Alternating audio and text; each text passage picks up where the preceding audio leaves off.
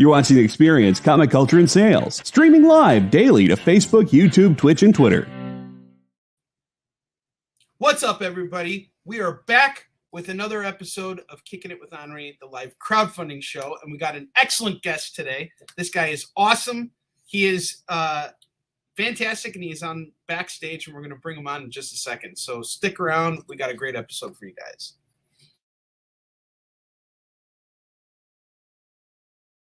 For years, I have traveled the world slinging my creator-owned comics at the biggest and hottest cons. Now I'm sitting down with creators who have active crowdfunding campaigns happening right now, and I'm opening the gateway so that you can connect with them and support their work.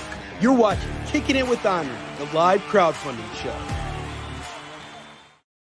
Welcome back to Kickin It with Onrie, the live crowdfunding show. I am your host, Onrie Kompan, and it's great to be here with you guys this wonderful evening. Today's guest is awesome. He is just the coolest guy in the world, and it is my pleasure to bring him on board. Dan Price. Hey, how's it going? I've never felt like the coolest guy in the world, but even with a Pasta Mania shirt on, but you know, I'm doing the best I can. Onrie, thank you so much for having me on today. Absolutely. And I found we've got a quote for you now. You are the coolest guy in comics. Well, if you're the what was it again? The greatest showman in modern comics. I love that. So yeah, that's thank you, fantastic. brother. I appreciate it, man. Yeah. So man.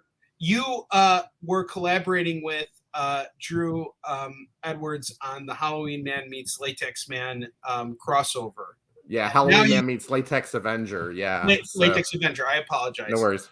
All good.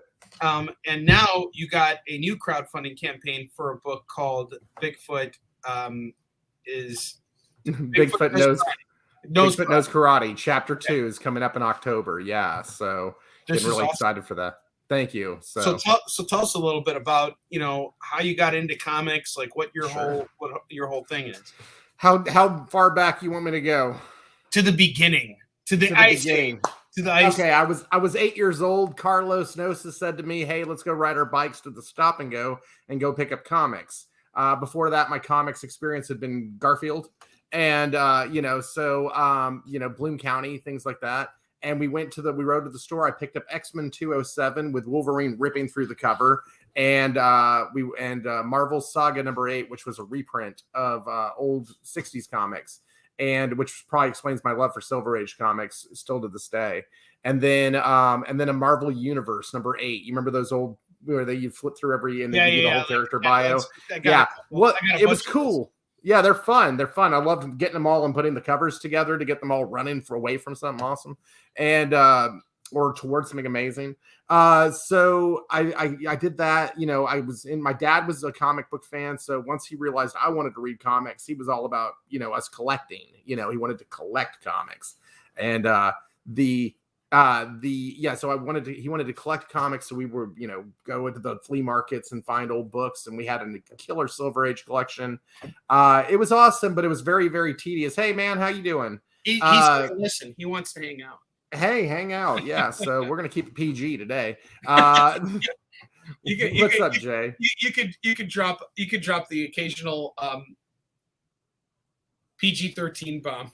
Yeah, I'm just going to keep it clean. How's that sound? So I'm going to be squeaky clean today.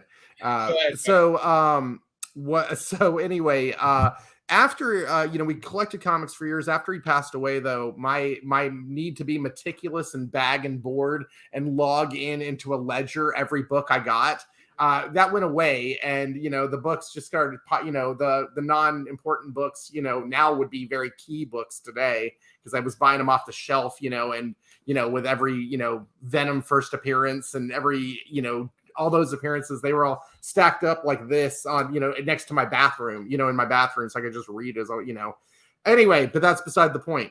So I stopped collecting and I just started reading and enjoying the medium, and I'm an artist. So, getting into it from that perspective, there was when Image popped in 92, that was a big thing for me. While I loved comics, the idea that I can make my own books, my own characters, my own intellectual property, and do that whole thing, that was the game changer. And there was a small indie press over in the neighborhood I grew up in, outside in the back of the comic store. They were Space City Comics. I grew up in Houston and right near NASA. And this comic store was like across the street from NASA. So it's Space City Comics. And they were putting out books. I mean, black and white comics. They were doing it. I mean, actual people making real comic books that weren't, rock stars. That was incredible. And so I got to learn there. They taught me, about layout. They taught me about, filling all the blacks on this page that we're inking, learn how to color, things like that. And they were going to even give me, I did some work on some things. They were going to give me my own book. When I was 18 years old, they were like, okay, you can do your own thing. And then like a few months later, they folded up shop. So I never got to do my book. And I was all jaded and angry and, whatever teenage kids in the 90s with listening to too much grunge were feeling. And I didn't do anything. I didn't do comics for years. I was 30 when I put out the first issue of Latex Avenger. And I had to do it. I had to make a comic book. I'd never done that before. And, for real. And I put out Latex Avenger, and he had a sidekick named Spermicidal Foam Lad. And together they repelled crime 99.9% of the time. And I did this for several issues of that. And then it turned into, I got picked up by a publisher who liked Latex Avenger, but they were like, get the reservoir tip of freedom off his head, and you got to change the logo, and you got to do, And so I said, no, but I'll give you this project I've been working on called Masters of the Obvious. And that was a sci-fi space parody. You had characters like Dr. Biclops, he had two eyes, and the Visible Woman, you couldn't miss her. And, just like the LeBron, the snapping turtle, don't make him snap when you wouldn't like him when he snaps, and characters like that. And they flew around in a giant toaster called the USS Screensaver, having pop culture adventures throughout the galaxy. So I did that. And then that led to a thing over with the Stan Lee Foundation. I did a creator-owned project for them called Excelsior, The Uphill Adventures of a Boy Named Stanley. And it was a webcomic that we did in conjunction with the Stan Lee Foundation. And PAL had their fingers in it a little bit too. And it was, we presupposed Stanley as a little kid in a neighborhood having to deal with the neighborhood bully.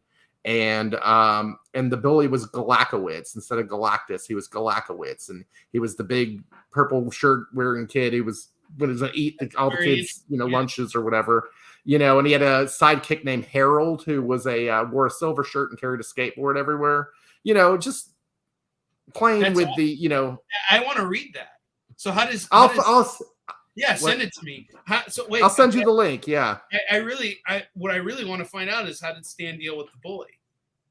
They ended up finding a kid named Parker Peterson, and they basically put 1.21 gigawatts worth of super soldier into him, right? But before they could do it, the power strip snapped or something like that, so they couldn't do it. The power went out in the house, and they're like, the mom's all, are you kids okay? Yeah, and so Stan actually has to go because Parker, it didn't work out as their little super soldier.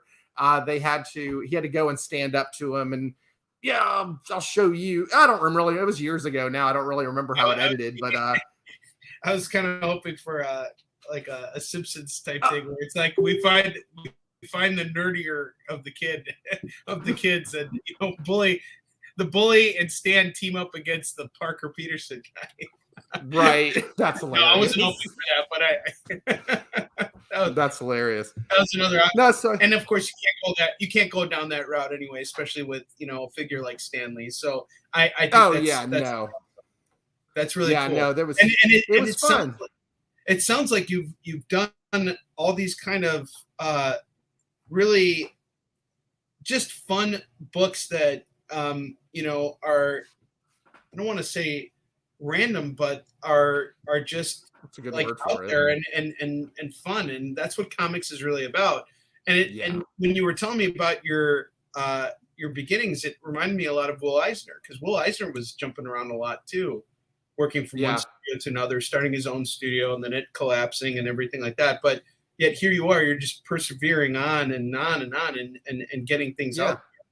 So well, to that being said, like actually the Stan Lee thing ended up being like one of the last things I did for a long time. Things had happened that, I was tired. My artist that I was working with for a lot of years, Bon Adami, he was tired. He was going through a lot. And unfortunately, he ended up passing away. And I'm so sorry. Thank you. That took a lot out of me, and I at the same time I had just gotten married. I had 2 new stepkids, and it was time to kind of just change things up a little bit, and be a parent for a while, be a husband for a while. And then during the pandemic, my kids are, have grown up. They're 18 and 22 now, or 17 and 22 now, but they were little kids when I first got them, so it was one of those things that during the pandemic, my wife said, why don't you do another comic book? And I said, you have no idea what you're getting yourself into by saying that. She had no clue, and then, then there's lawyers and publicists and all these other things. And she's like, I thought this was just going to be fun. I said, I'm having a blast. I'm having a freaking blast. So, it's great. Oh, right on. Okay, hold on. I'll help you with this just a second. Give me about 10 minutes. Find something else to do in the meantime, because Edward, thank you so much for that. Yeah, Edward is awesome. Yeah, he has picked up your book, and I've actually stocked and sold your book. If I'm not mistaken, you guys were publishing through Action Lab at one point. No, this is self-publish. So you were always self-publishing. I'm pretty sure I had a publisher for Masters of the Obvious, but no, this for Bigfoot, it's been purely self-published. So you've been self-publishing this. All right. So then how did you get into self-publishing? Because I think a lot of creators I see a lot of people come up to me and they're like, how'd you get into it? And I'm like, well, I always go off of that thing where, it's like, if you want to make a small fortune in comics, start with a big one kind of a thing. Yeah. It's like you got to put a lot of money in, and then it takes time to recuperate that money. So you're self-publishing. You've been doing this a long time. Yeah. How did you get your start, and how did it work? I didn't know any better. That's how it started. Like, I mean, I met a few people back in the day who were making their own books, and I'm like, well, I could do that. So I found a printer, and, it was Comic Express back in the day. And I remember Comic Express actually worked with them too. Yeah, they were great. And I worked with, so I screwed up in every way, shape, and form. It was me, a piece of paper and a marker trying to make this Family Guy kind of styled artwork, but it's more super heroic. And it was terrible, and the jokes were completely just horrible. And I colored it in Photoshop. Well, actually, my brother colored it in Photoshop, and I lettered it in Photoshop. But I lettered it like a schmuck at 11 by 17 and shrunk it down. So it was all really tiny, and it's raster, so you lost everything. I had to redo the whole thing, and it was a big old mess. My books printed. They arrived at my apartment on March 1st. I moved into my apartment on March 2nd. I was moving to Austin, and so they arrived a day before me. And my first convention was on March 3rd. So it was me, 100 books and a box of prophylactics, and that was my table, awesome. And I handed out prophylactics to people with their purchase, and they thought that was the funniest thing ever. And I sold 85 copies in a one day, and I thought, okay, there might be something here. So there absolutely is. Selling 85 copies of your book in a single day, that is no small feat. And that was shocking to me, actually. How did you sell your books? I'm just curious. Like, what do you do if someone comes up to because I know I've been doing this a long time, and no one ever people come up to your booth, but the majority of my sales are never from people just coming up to my booth, right? Calling people. So how do you pull people? Or do you pull people? Do you even have to do that kind of a thing? Yeah, of course. There's a lot of celebrities at conventions, that cost a lot of money to get their signature. It's hard to get people's attention in that environment. I'm not knocking celebrities. Thank you for being there. You brought a crowd. Yeah. But when you're up against your original creation that you've spent months working on, 6 drawings a page, 30 pages, 180 images, 5 people to make that work, or 3 people or 2 people, or you're doing it by yourself, whatever it is, it's all that work. And then you're up against somebody next to you who's drawing Batman, who just, who's drawing Prince of Batman and Poison Ivy and stuff, and they had nothing to do with DC Comics.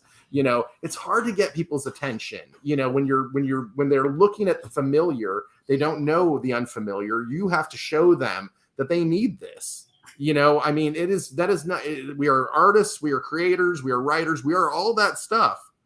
And then we have to be marketeers, and we have to be salespeople.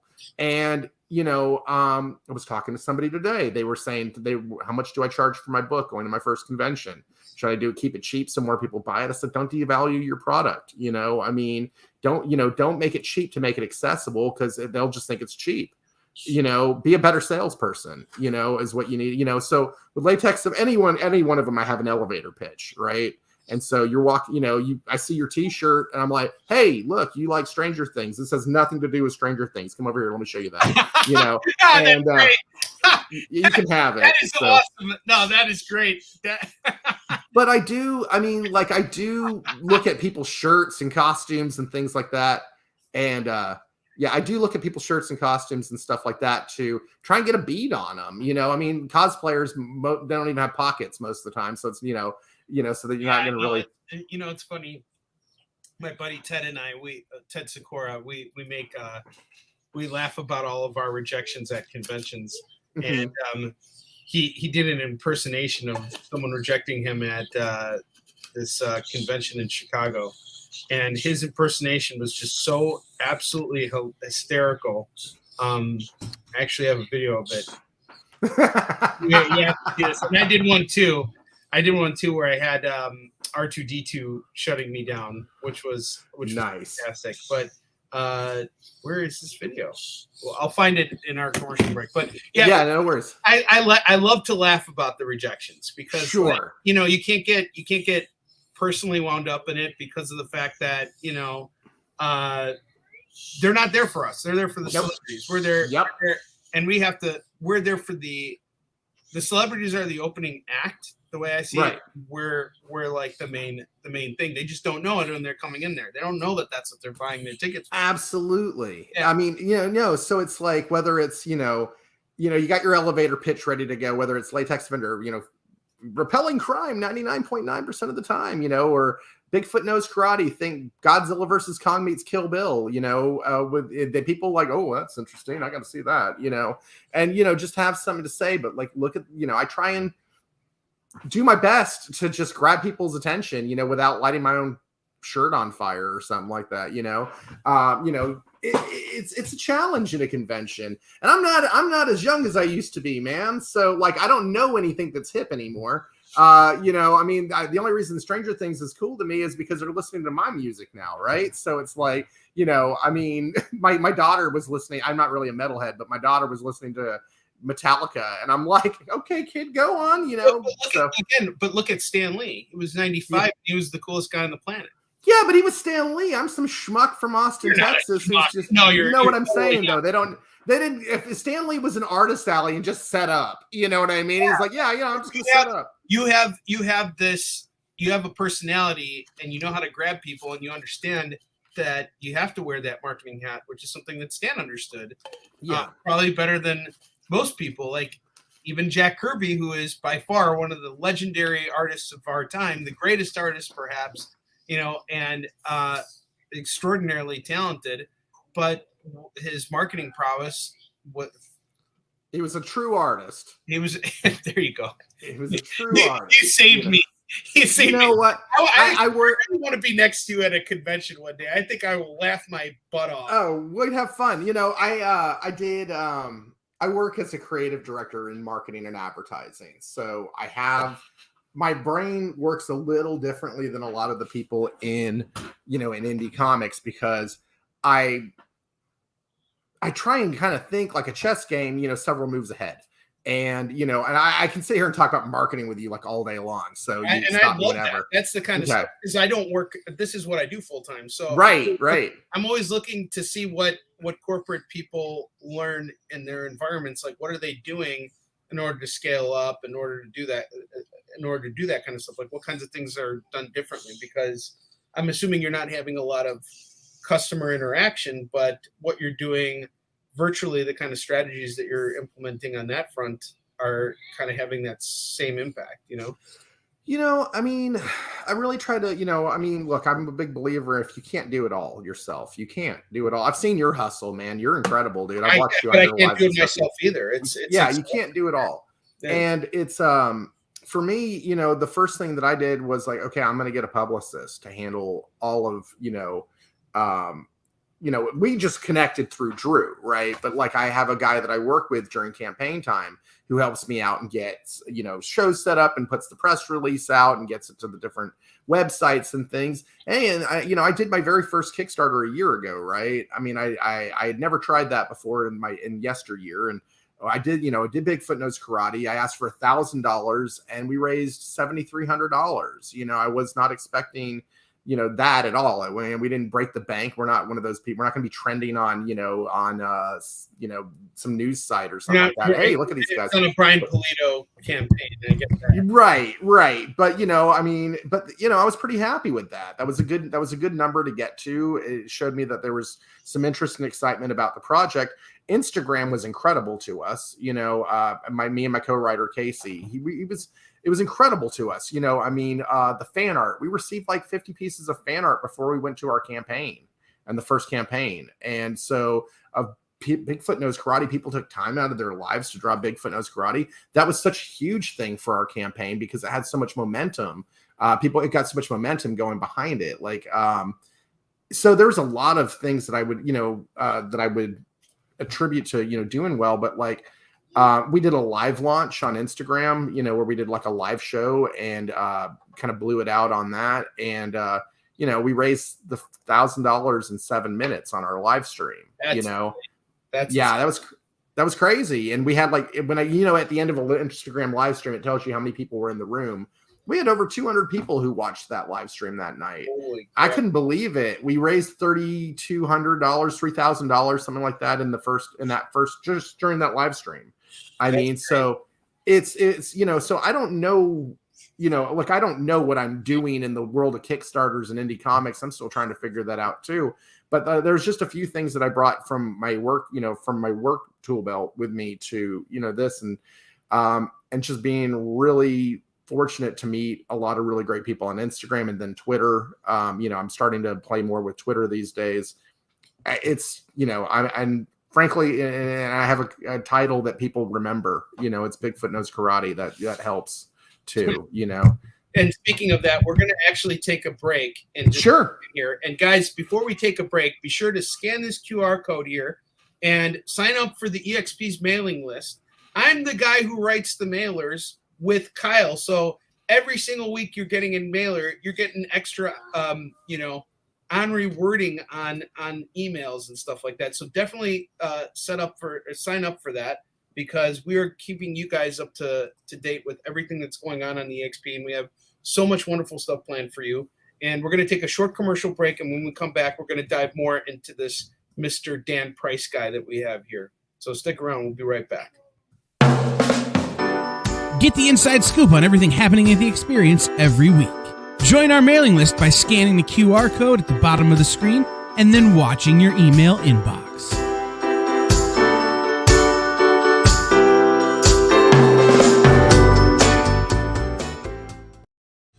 You just finished the last episode of your favorite news show and you just have to talk about it. But all your friends are ghosting you because of that incident last week at the buffet. Oh, you know the one. What you did to that chowder. Ugh. Keeps me up at night. So what do? Join writer Dan Wickline as he breaks down all your favorite pop culture media. Whether it's a review of the latest nerdy TV show or a dive back into the history of your favorite comic characters, Dan's ready to discuss all the hottest topics live. Join the conversation as Dan live streams Tuesday through Thursday at 5 Eastern, 2 Pacific on Twitch, Twitter, YouTube, and Facebook. The Dan Wickline Show on The Experience. Comic culture and sales. Imagine being at a convention and going to an interview panel that's just for you. No bustling crowds, no hours-long lines, just you, the moderator, and your favorite comic book creators. Well, this is pretty much that. Miss Jen sits down every week with 2 comic book creators for a live stream interview about their latest work, and you can ask them whatever you want. It's Talking Shop, Mondays at 5 Eastern on The Experience, Comic Culture and Sales. Did you know that every Experience show, including some exclusive content, streams on Twitch? Check it out, twitch.tv/the_EXP. Or just scan that QR code.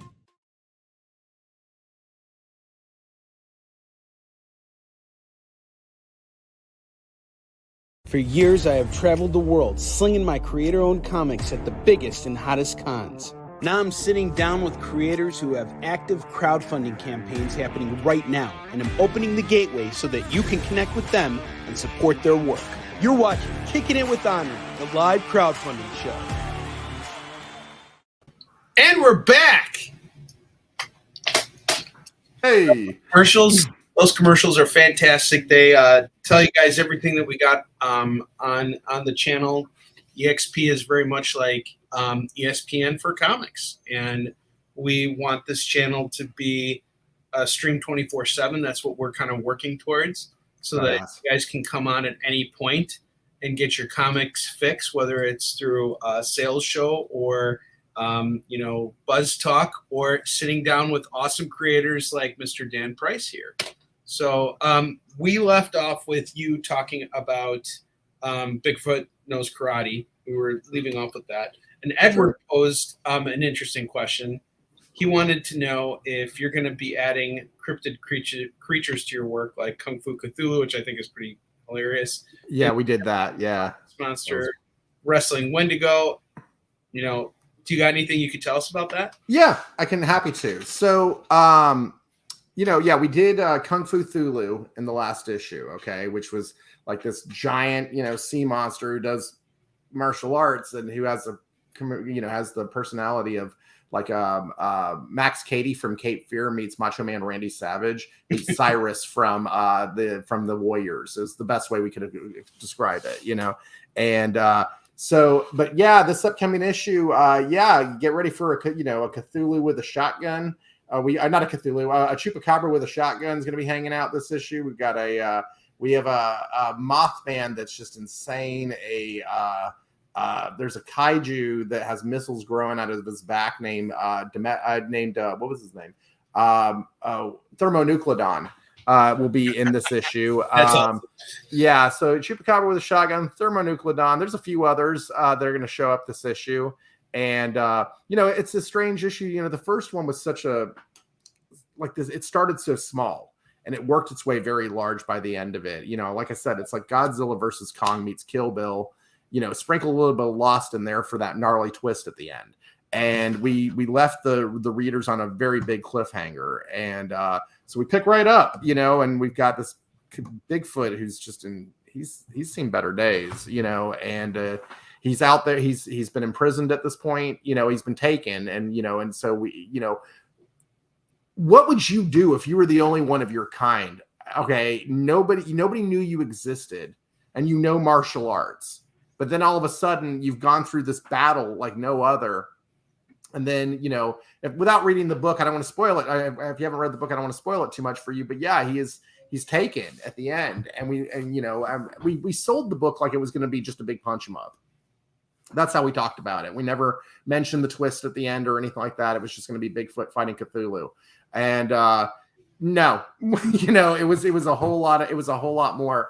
And so now it was so organic, the artwork and the environments that he was in, and now we're moving him into a completely industrial complex, and putting him in a world full of enemies. And it's really exciting to figure out, to see how he's going to get out of this, frankly, especially when you're trapped with all the kaiju and the cryptids of the world. Oop, did I say that? Shit, my bad. So anyway, there's a kid in the room. Sorry, that's not. No, it's okay. They're hanging out here. It's all good. I heard everything you said just now. I know. I just cussed is my problem. So, don't worry. Okay, that's cool. Okay. They've heard worse. Okay, good. Especially when they see me in the warehouse, when they see me warehousing and doing everything else, it's like right. I won't repeat it, but how did the idea of Bigfoot Knows Karate come to you? Like originally, it was going to be a comedy. Originally, it was going to be the title dictated it would have been a comedy, in my mind. It was going to work in the same universe as Latex Avenger and Masters of the Obvious, actually, and it was going to be this, very typical story where it was like, instead of Daniel and Mr. Miyagi, it was like Mr. Miyagi and a Bigfoot, that type of thing. But I did, I'd seen that type of story so many times, and he was going to do that, and there was going to be this whole thing where he was in a Shaolin temple, and then it was going to be this whole situation where he lands in like a suburb of Dallas, working at a corn dog on a stick, fighting, people within the mall. I mean, it was really over the top and out there, and I didn't like any of that, so I put it away, and I just I started drawing him again, but not cartoony. At this point, it started getting serious, the brushy, grungy look to it, and I could see the somber tone in his eyes. And I was like, this isn't funny anymore. This is a very serious character who's very lonely and very isolated. And he's intelligent. So it's not just a typical Bigfoot running around, it's not that. And I mean, so it started off with just sketches. And my co-writer, Casey, we've been friends for years. He's like, when are you going to do something with that? I see you draw it on Instagram, it's been like 2017, 2018. When are you going to do something with that? I don't know. A story will come to me at some point. And then one day that the whole twist that I mentioned in the first issue popped in my head. And I said, holy cow, this is it. This is what it's going to be. And Casey came up with the name Kung Fu Thulu. I came up with the visuals, and we started working from there. Originally I was writing it myself. I just and then I dropped a Bible on Casey. I said, here, you figure it out. You're my editor, right? So you figure it out. And then he started working with me on that. And I said, just be a co-writer. Let's just do this together. And it just worked out of two people's minds who aren't really all that right in the first place. Coming up with, a Bigfoot doing karate. I mean, I really gave you a lousy answer that was really long. No, it wasn't a lousy answer. It sounds like this was something that you wanted to do something different rather than doing the same thing over and over again, Mm-hmm. and every story has been told, so it's a matter of what you bring to it that makes it different. And if it feels different to you to the point where the story surprises you, that's really what it comes down to. But another thing that I think is really cool is your implementation of martial arts. So where did that come from? Why martial arts? What doesn't go with a Bigfoot? Karate. You know what I mean? It was as simple as that. Absolutely. I mean, like I don't have any plans to like do themed characters for every, this one does wrestling and this one does this and this one does that. Like every character is bringing its own traits to the table. So it's like where Kung Fu Thulu was, he did martial arts, but he was also kind of a wrestler attitude, that big that big and loud and over the top mic work, that type of thing. Him, whereas the Mothman is a very devout character, whereas the Chupacabra and is a very loyal character, and they all have these different traits. And so it's not, they have these, these traits and these names like Bigfoot knows karate and, Kung Fu Thulu, but they're very deep characters. There's a lot going on as we go through the story arc. The first 5 issues, we learn a lot about these characters real fast. That's fantastic. So guys, here's the deal. Most of the time when we have creators on this show, my son's tickling me right now. You got me pretty good just now. Do you want to give Bentley a jerky? All right. So here's the deal with today's episode. We typically ask you guys to go and support another backer's campaign and throw money in their way. Dan's campaign hasn't launched yet. What he's doing right now is he's getting out there and letting you guys know that the Kickstarter is coming. All you guys got to do right now is click on that link, which is in the comments, and then just hit that notification button. And I'm going to tell you guys right now, prior to launching the Yisun Shin campaign, which is now nearly 50% funded, thanks to you guys, we had 155 people notified. Dan is doing his due diligence. How far in advance? When are you launching? October 12th. Okay, so he's got a major leeway in. And let's support this guy. Let's get him to that point where when he hits that launch button, he's not flipping out, and you guys don't forget him, because the second you hit that notification button, you're going to be notified the moment he launches, and then you guys can go and support his campaign. I did it. I already did it.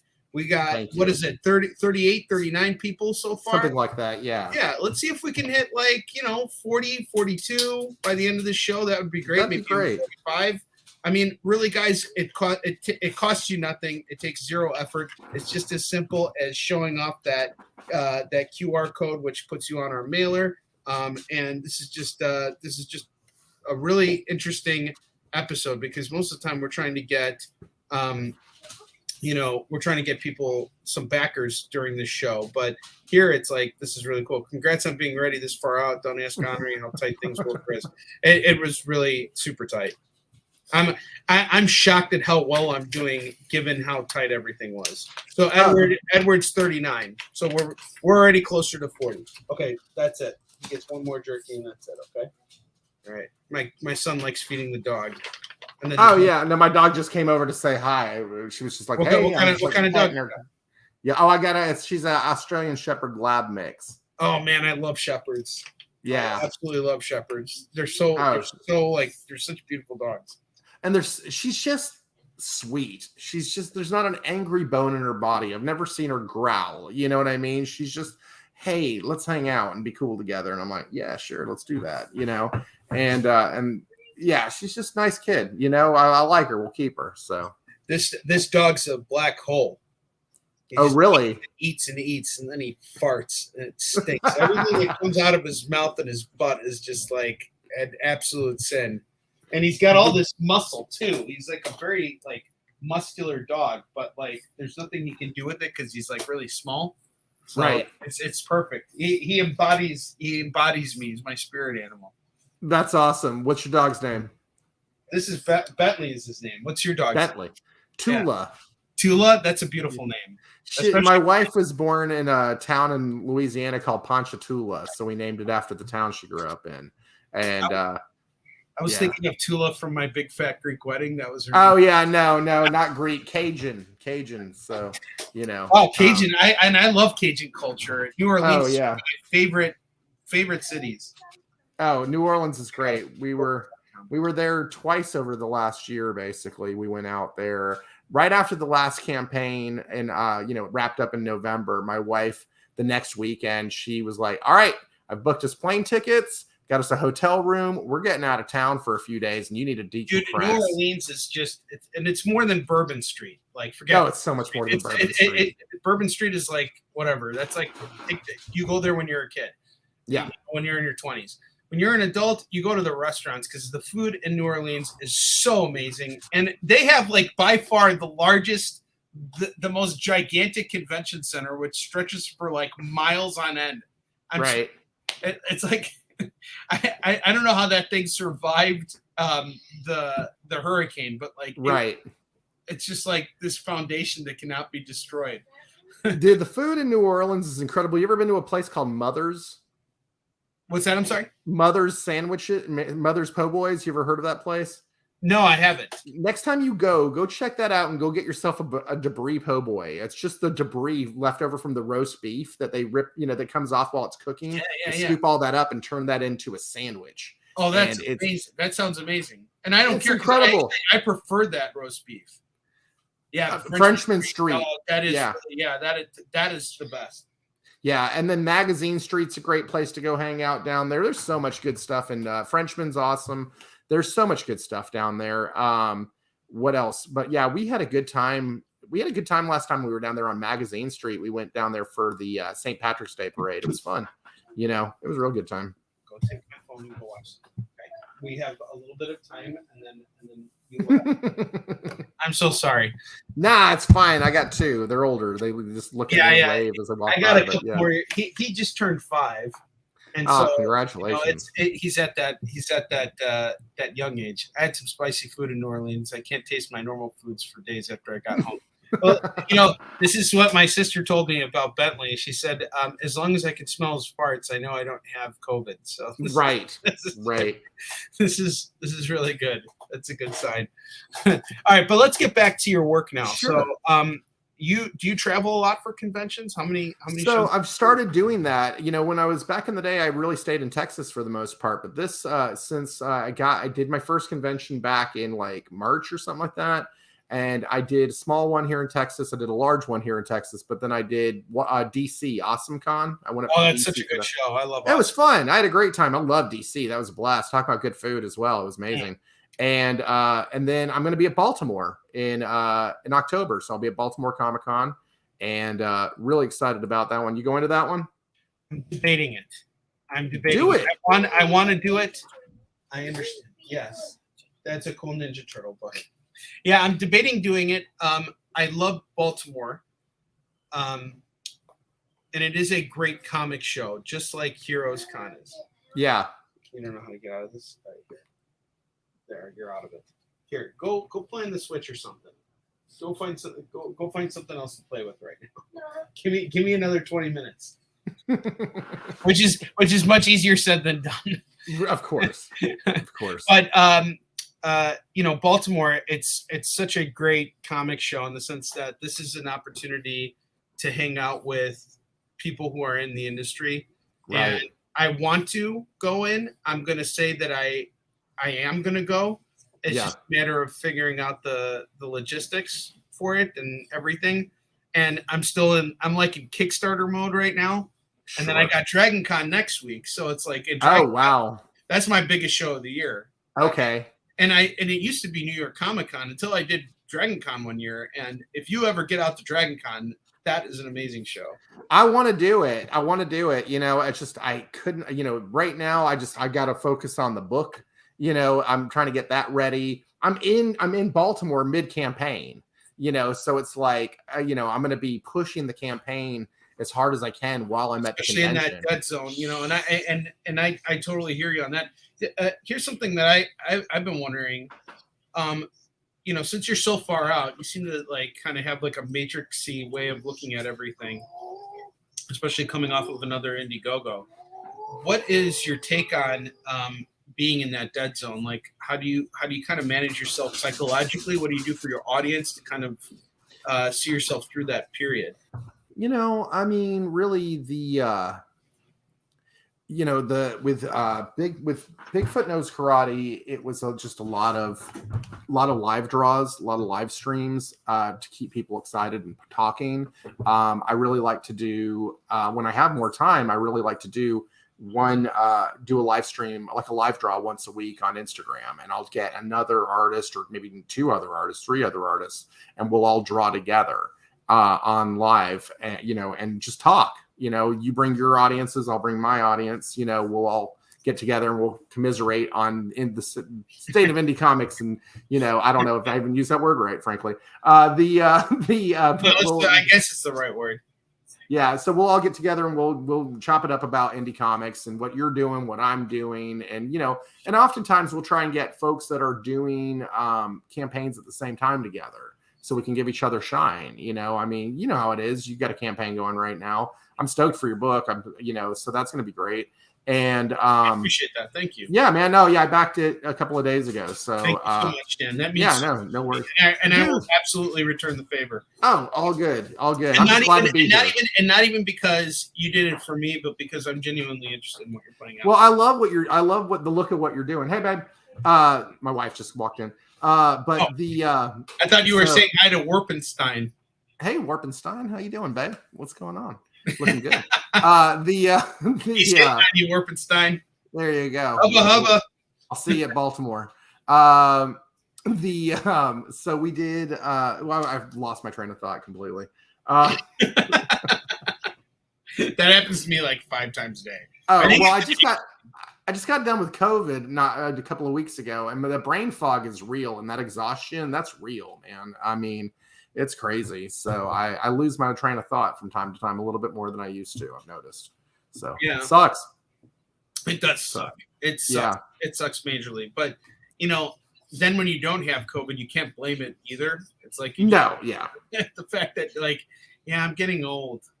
That's what I've been saying. Yeah, my wife and I were talking about that a couple of days ago. We're like, is it brain fog or are we just old? Is that what's happening to us? So, I turned 46 this year, and man, I'm starting to feel it.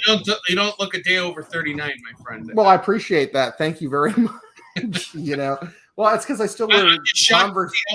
How many people in comics have like age on me, and I'm like, gosh, you look like younger than I do. You look like 5 years younger than. I figure you're in your early 30s, is my guess. Oh no, I just turned 40. Oh, hey, happy birthday, man. Thank you. Well, it was a couple months ago, so Oh, well, I take it back. So the now I have to go to Baltimore. Now I got to party with you in Baltimore. Oh, dude, let's do it, man. First round of tequila's on me. The yeah. So Baltimore will be fun. In fact, I know about 15 indie creators, like true indie, that are going out there, and I'm trying to arrange a dinner on the Friday night, get everybody together and just have, all these folks, we all know each other from Instagram and stuff. All right, I got to pop in because Yeah. like Baltimore is like my home away from home. Okay. I spend more time in Baltimore than I spend at my own house, basically. So we're going to have a big meetup. In fact, I think the experience is going to be broadcasting live from Baltimore. Awesome. I can't promise that, and it may be guerrilla style, but it may be me with a camera trying not to get arrested, but we're going to do it. So, Do it. And Kyle's getting me free airfare. He's going to throw me inside. Yeah, Onrie just has to fit in the overhead bin. Perfect. But I no, know that's going to happen. I'm going to Baltimore is going to be a good time. I've already got restaurants picked out for everything, and we'll just as many people as we can talking comics in the city will be a lot of fun. And the Ravens are home that week, so it'll be a crazy weekend. But here's the thing, though, Kyle. Having done Baltimore for a number of years, I feel like every single time there's a Ravens game, it interferes with the traffic on the floor of the show. And there's always some crazy thing happening on the same weekend as the convention, like a marathon or, a big riot or a big, a big sporting event. It's always something. There was a parade in DC when I was there for Awesome Con on one of the days. We were like, there's a parade right by the convention center. That's going to work out great. So at Awesome Con, Dan, where I stayed was on the parade route. Okay. So I came out and I realized, I'm going to struggle to get to the convention center. So I just walked into the parade and pretended to be in the parade to get to the convention center. It was really nice. That's fantastic. I stayed about a block, like 2 blocks away from the convention center. And that's such a neat little area because there was a bunch of eateries and stuff like that around there, bars and stuff. It was great. I've never been to DC before. That was a cool town, man. My wife came with me on that one. She's like, yeah, I'll go to that convention. Sure. She came, helped me set up. She helped me break down. She enjoyed DC the rest of the time. She was like checking it out and having a blast, but it was a cool show and got to meet a lot of cool people I never met before, people I know on Instagram or people who follow Bigfoot Knows Karate and stuff. Why am I jammering on about this? Baltimore. It's going to be amazing, dude. Yeah, it was Kyle, right? Yeah, it's Kyle. So yeah, we'll exchange it. He's the overseer of the. Yeah, we'll email. We've emailed Absolutely, before, but we'll email please. again. All right.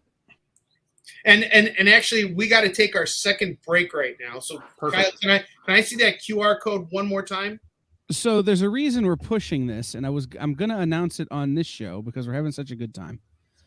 We are giving away a slab to somebody who between today and 1 month from today. So between today and the start of Baltimore Comic-Con, because it's 1 month from today, or not 1 month. It's 2 months. 1 month. It's 2 months from today. So as someone who signs up will win a free slab.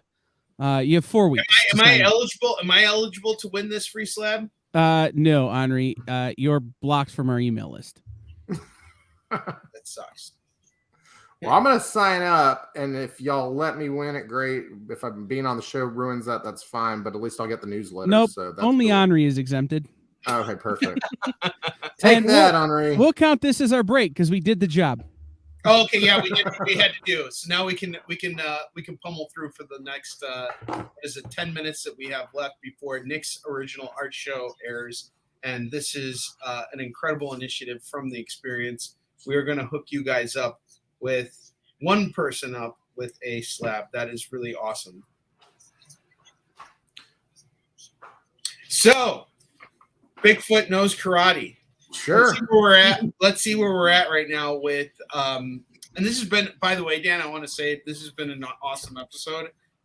Thanks. We're going to have you back on here in the middle of your campaign. Oh, that'd be fantastic. See how things are going. Yeah. But that'd be fantastic. Let's see where we're at right now. So you are at 39 followers. Guys, come on. Nice. We're just asking for 2 more people here. Even 1 more person. Get them to 40. This guy's 46. Get him to 40. Yeah. Come on. You know, it's, you know, yeah, I would appreciate it, guys, you know, but definitely check it out. And if you need, he let you in on the secrets of what to get in New Orleans, the po' boy. No, that po' boy's amazing. You know, here's another thing. I'm going to give y'all an incentive. I mean, here's an idea. If y'all are hesitant to hit that notify button, go to globalcomics.com. Go look up Bigfoot Knows Karate. You can read the entire first issue for free on Global Comics right now. If you like it, didn't cost you a dime. 41. Go over to the note. Hit it. 41. We got it. We 41. It. Perfect. In the house, Anvu, who has done one of our amazing variant covers for the Eastern Jin campaign. She has swung in, and you are now at 41, which is absolutely fantastic. Thank you so much. Thank you so much. But seriously, go to Global Comics, guys. Read first issue. Go take a look. I mean, it's free. It doesn't cost you a dime. If you like it, come over to the Kickstarter October 12th. Get issue 2 digital. Get it physical. I don't, there'll be a deluxe edition different from the regular edition. So there'll be some options for you guys. And plus, we got some killer covers as well from some variant artists. Can I show something off real quick? Please. Okay. This is the show to show stuff off on. This was the variant cover for issue 1, one of the variant covers for issue 1. Okay, if you can see that. That is gorgeous. Who did that? His name is Adam Caswell. He is a guy out of Maine who found Bigfoot on Instagram, found Bigfoot Knows Karate on Instagram, and started drawing this. And he would send me little pictures of it, from time to time. I had no idea what he was getting himself into. And then he said to me, "I'm going to mail this to you as a gift, man. I really love what you're doing." And I said, "That's insane. How about I pay you when we make it a variant cover?" And so he sent me the artwork, and we made that a variant. And he's doing a wraparound cover for this issue. He's going to be doing a wraparound cover of Bigfoot versus the Big Bad in this issue. So that's something worth checking out for sure. If you go to my Instagram, it's the handle right there at the bottom. It's also my Twitter too. You can see one of the variant covers we have for this issue done by Zip Alegria. That's absolutely incredible. And then Jevin Loop is doing the other one. So, and Onrie, what we do normally is 2 regular covers, regular edition covers. So it's just the story. And then we'll do 2 deluxe editions as well. That'll include some extra artwork, some fan art, last time we did a director's commentary in the back of the comic book. And it was actually really cool. So you clicked on the QR code in the comic book, and it took you to a YouTube video where we went page by page through the comic, and it was like a round table. That is so cool. How many views? I'm just curious. How many views did that video? I don't know. Let me look. Hold on. Let me go to my YouTube real quick. I can tell you. Because that's fascinating, especially if I love it. And here's the thing I'm going to say, Dan. You are you are so well known. Because Kyle knows you, and though it's Kyle's job to know everybody in comics, but regardless, Kyle knows you, Jay knows you, Edward knows you. A lot of people know who the heck you are, which is really awesome. Oh, right on. That means you've made splashes in this industry. You've made your mark. Well, thank you guys for. Thank you for knowing me. Thank you for being kind to me. Thank you for not blocking me on Twitter. One person did. I didn't. He didn't like me. But that's okay. And but you deal. You got to deal with what you got to do, right? And so it's been. Look, like I said, my wife told me if I'm going to get back into doing this, it needs to be fun. And I didn't want any of the piss, vinegar, anger, venom, all that stuff that happened with me in the last go around. There was so much exhaustion and so much kind of heat that was, at that time. I'm glad to be doing this again, but it's on my terms. You asked a question earlier about why self-publishing, or how did you get into self-publishing? Why I self-publish now is because I'm a complete control freak and I want to be able to do things my way. That's the truth. I mean, Casey is fantastic. Casey Allen, my co-writer, he's fantastic and puts up with me in a way that I can't believe that he's so kind to do. So it's been, but yeah, that's why I self-publish. I mean, who wouldn't like to get to a bigger publisher? Sure. But, at least get the ground rules of what the book is about put out there, and then apply or do, you know what I'm saying? So absolutely. I know what you're saying. Yeah. I feel the sentiment this year. I feel the exact same way. I self-publish because I'm a control freak. And I also know that no one is going to push my book the way I'll push my book. It's part of the thing. So how do you find the time to do this in between that and your other job? I mean, I wake up early. I draw in the mornings. Generally I try to draw in the mornings. Since COVID, I've been waking up a little later. I've noticed, but I try and draw early in the mornings. I take time after work. I work from home, so I have the luxury of being able to have a little extra time to cushion in there before making dinner and all of that. And then it's just, Casey and I meet Saturday mornings at 6 a.m., 7 a.m. with each other over Zoom.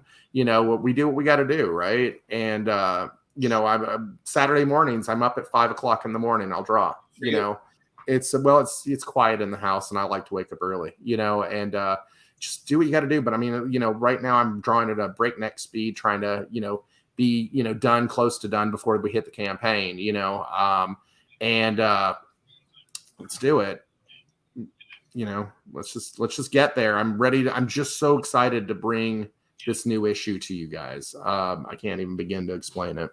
So how far out are you from getting that done? This will be our last question, and then we're going to need to wrap up. How far out am I? I've got several more pages to draw right now. And, and so I color, I letter, I do all of it on the art side. So I'll definitely, hit the fulfillment dates for sure. I'm not worried about that.